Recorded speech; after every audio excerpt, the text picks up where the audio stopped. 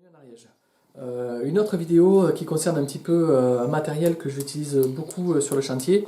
Et c'est vrai que j'avais fait une première vidéo sur l'acier circulaire que vous avez apprécié. Alors là, ça va être un petit peu moins démonstratif, on va dire, dans l'utilisation, hein, parce que c'est assez simple d'utilisation. Il y a juste deux, trois petites choses à savoir.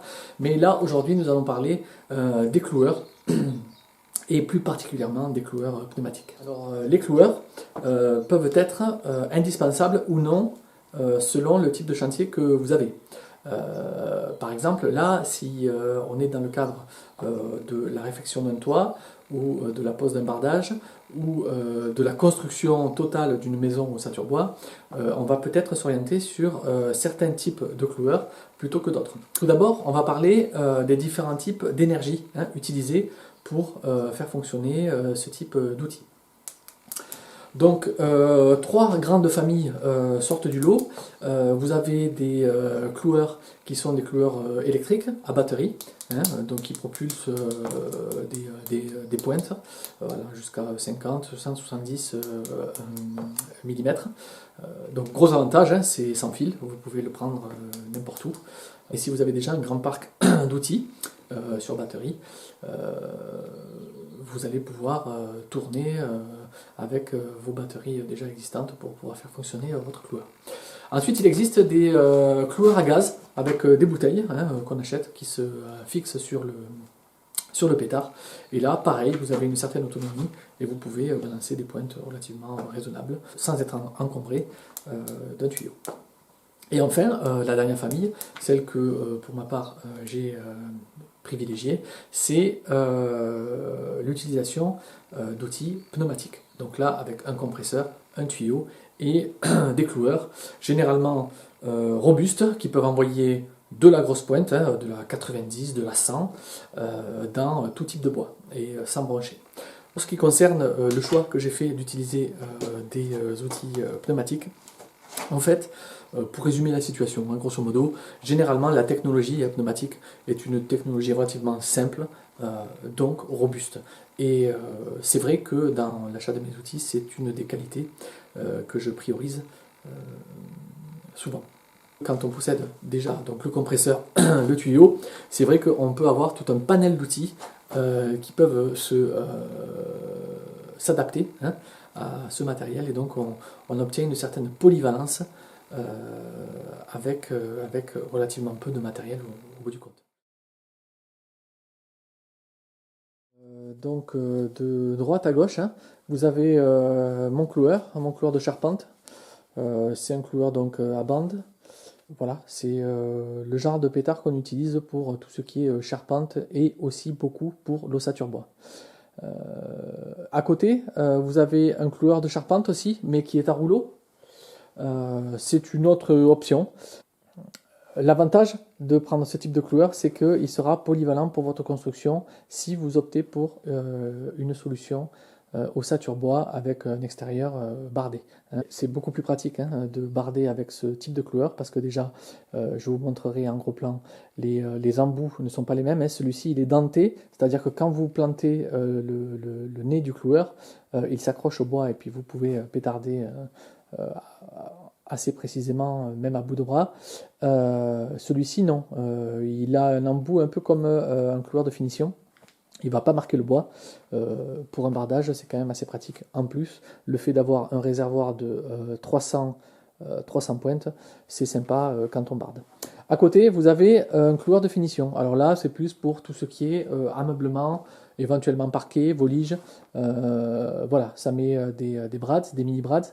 Donc c'est des toutes petites pointes fines avec des têtes d'hommes qui sont très discrètes.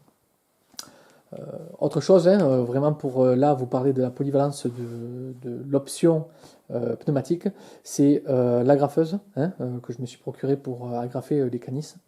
Ce sera très utile aussi pour agrafer le pare-pluie, tout ça. Ça admet des agrafes qui vont d'une hauteur de 5 mm à 15, donc c'est des agrafes sérieuses. Et bien sûr, l'indispensable soufflette qui permet de nettoyer les outils, se nettoyer soi-même quand complètement recouvert de sciure ou de poussière. Donc là, vous voyez les dents qui permettent d'accrocher le bois sur ce pétard. Ça, c'est mon pétard de charpente. Et ici, vous voyez, voilà, vous marquez quand même beaucoup moins le bois.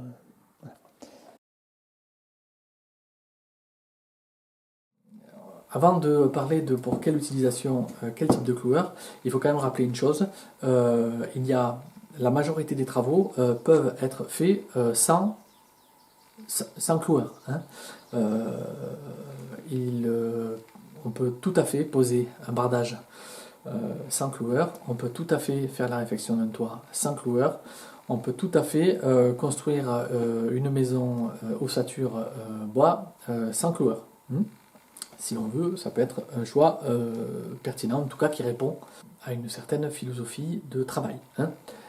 Toutefois, voilà, à partir du moment où on va vouloir avoir une certaine intensité et un certain rendement dans le travail, alors si vous êtes particulier que vous voulez autoconstruire, là c'est à vous de voir, mais si vous êtes artisan, la question ne se pose pas. Vous allez donc vous orienter vers l'achat de ce type d'outils. Donc, bien évidemment, j'aurais envie de vous dire, si votre objectif c'est de faire des petits travaux, la réfection d'un toit, un petit bardage, là, peut-être, ça peut être intéressant d'avoir des cloueurs, on va dire, qui vont vous permettre d'être mobile. Et donc, pas forcément de tirer des tuyaux, avoir un compresseur, de l'électricité sur votre chantier. Voilà, vous n'aurez pas besoin de balancer des pointes de 90 généralement, donc un cloueur électrique ou à gaz pourra éventuellement faire l'affaire. Par exemple, si vous avez le projet d'autoconstruire votre maison et que vous optez pour une construction en ossature bois traditionnelle, ça peut être pertinent de pointer votre ossature au lieu de la visser. Vous allez avoir sûrement des panneaux contre-ventants qui seront de préférence pointés. Et donc là, il va commencer à être pertinent de se poser la question de est-ce qu'on achète un cloueur ou pas. Et là, pour le coup, il va falloir un cloueur qui, grosso modo, envoie la purée, quoi. Là, je vais vous conseiller plutôt d'opter pour un cloueur type de charpente, comme vous l'avez vu. Donc traditionnel, on va dire comme celui que j'ai, cloueur à bande, qui va pas brancher, qui va vous permettre de pointer un petit peu dans tous les sens grâce à ces petites dents. Ça va accrocher, vous allez pouvoir avoir une certaine facilité d'utilisation et un bon rendement. Pour tout ce qui est ossature, c'est vraiment top. Soit d'utiliser un cloueur de charpente mais à rouleau, et là vous optez pour un bon rendement et aussi une certaine polyvalence, si toutefois après vous avez un petit peu de travail on va dire de finition, de bardage, où vous ne voulez pas trop marquer les bois, et vous allez pouvoir balancer un bon stock de pointes sans recharger continuellement.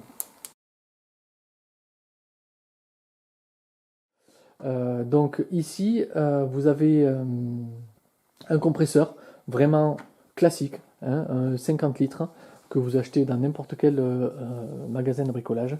Il s'agit qu'il puisse délivrer une pression d'au moins 8 bars. Alors, généralement, ils affichent 10 bars de puissance, on va dire. Donc c'est largement suffisant. Et à gauche, donc le tuyau. Alors, autant je peux vous conseiller d'utiliser un compresseur, on va dire lambda, pour une utilisation même intensive. Autant, par contre, pour le tuyau, je vous conseillerais d'y mettre un petit peu le prix, parce que avoir un tuyau de mauvaise qualité qui, par exemple, sans enrouleur, c'est une galère. Quand on est à la fin de la journée et qu'on a envie de plier le matos tranquillement, c'est relativement énervant. Moi, je sais que les enrouleurs, c'est des choses que j'apprécie parce que c'est quand même pratique, mais ça peut aussi vite être prise de tête. Là, ce modèle-là est tout simplement le modèle que je connais, qui est vraiment le mieux, et c'est le top, ça. Ça fonctionne super bien, ça pivote. Attendez, voilà, je regarde ce que je fais. Alors, vous voyez, donc là, il pivote. Ici, je le branche sur le compresseur, et là, ça sort, et puis pour embobiner, c'est très simple. Il n'y a pas de problème, c'est efficace, à la fin de la journée, c'est pas lui qui vous embêtera. Les différents types de pointes que j'ai utilisés sur le chantier, hein, de la 90, de la 55, de la 35, les mini brads, ça c'est pour la finition, et les pointes inox pour le bardage. En termes de sécurité, pas grand chose à savoir, mais quand même des choses importantes.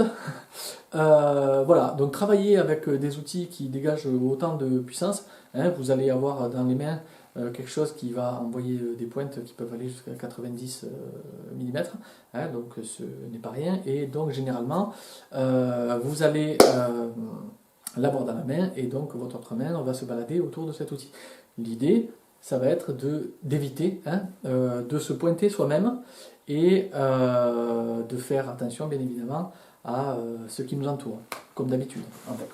Donc si vous voulez, la première précaution que vous aurez à prendre, ce sera quand vous pointez, alors je vais me mettre plutôt comme ça, vous voyez bien là, c'est par exemple si je veux pointer ici, je ne vais pas mettre ma main par ici. Hein. Il arrive souvent que si il y a un nœud par exemple, la pointe soit déviée de sa trajectoire et atterrisse dans votre main. Hein. Ça, je l'ai déjà vu, ça arrive. Ça arrive. Hein. Voilà, ça c'est la base et c'est une des seules règles de sécurité qu'il faut constamment appliquer avec cet outil. Pour que la pointe puisse être expulsée, il faut que l'embout soit enclenché. Hein. À partir du moment où l'embout est enclenché, si vous appuyez, la pointe va sortir. Donc voilà, faites attention à ça, c'est une des sécurités qu'il existe sur ces appareils. Pour ce qui est des outils pneumatiques en particulier, moi vous avez vu, j'ai pris mon appareil là sur le toit pour litonner, pour souffler quand je taillais les voliges sur la terrasse. Une chose à laquelle il faut faire très attention, c'est comme quand vous êtes attaché sur un toit et donc il y a des cordes qui se baladent sur le toit, il ne faut surtout pas marcher sur le tuyau. Ça c'est vraiment gage de chute. Hein. Marcher sur une corde, marcher sur un tuyau, sur un toit, c'est quelque chose auquel il faut faire très attention. Ça ne pardonne pas. Quand vous envoyez une pointe, il y a une décompression qui se fait, on va dire, au dos du cloueur. Et il peut arriver, si vous avez la tête juste à côté, que ça vous souffle dans l'oreille. Et ça, c'est quand même relativement désagréable et voire même dangereux. Donc vous pouvez orienter l'évacuation de l'air de votre cloueur. C'est un détail qui n'est pas négligeable. Maintenant, on le trouve sur quasiment tous les cloueurs.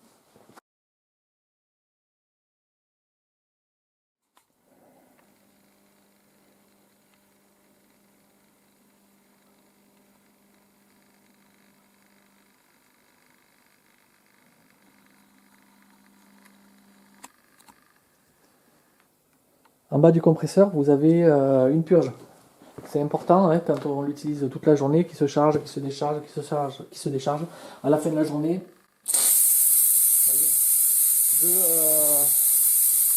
de purger le bébé. Au fur et à mesure des recharges, il se crée dessous un genre de condensation qui fait que voilà, il y a peut-être du liquide qui va sortir. Et donc vous pérenniserez votre matériel en le purgeant régulièrement.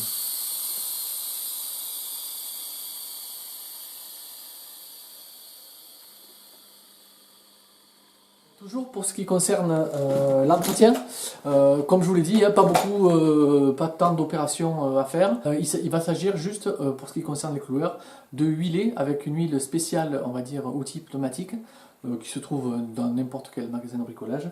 Les parties voilà, qui bougent. Donc vous avez des petites fioles, hein. Vous, tac, une petite gouttelette sur les parties mobiles, hop, ici, une petite gouttelette, tac, hop, là, sur l'embout, et c'est parti. il est content et il vous le rendra bien. Voilà, cette vidéo se termine. J'espère que vous avez trouvé votre compte d'information, que si jamais vous envisagez ou vous réfléchissez à la pertinence de l'achat d'un tel outil, j'espère que vous avez trouvé quelques informations qui vous ont aidé à vous guider sur votre choix. Je vous retrouve bientôt pour la suite des aventures. D'ici là, portez-vous bien.